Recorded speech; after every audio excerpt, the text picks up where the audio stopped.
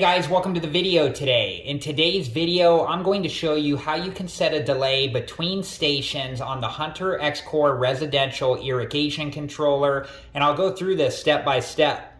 But before we begin, I wanted to let you know that I do have other videos on the Hunter X-Core residential irrigation controller, and I'll link those videos in a playlist at the end of this video, and if you're interested and have time, please check that playlist out.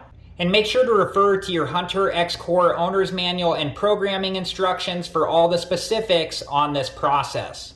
Okay, so I'm going to hold down the minus button and then turn the dial to the run times position and then let off of the minus button. And then you can use the plus or minus buttons to adjust the time. And if we use the plus button, the first 59 numbers in here are all in seconds, and then after 59 it will start counting in minutes, and it will go anywhere between 0 and 4 hours. And then once you have the delay station time set to what you want it to be, we can turn the dial back to the run position.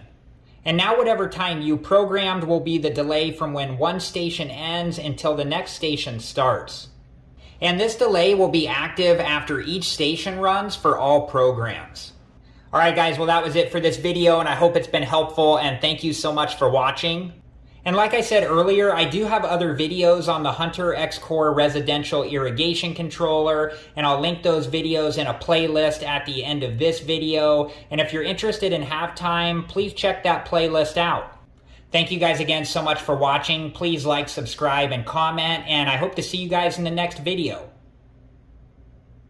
Have a good one.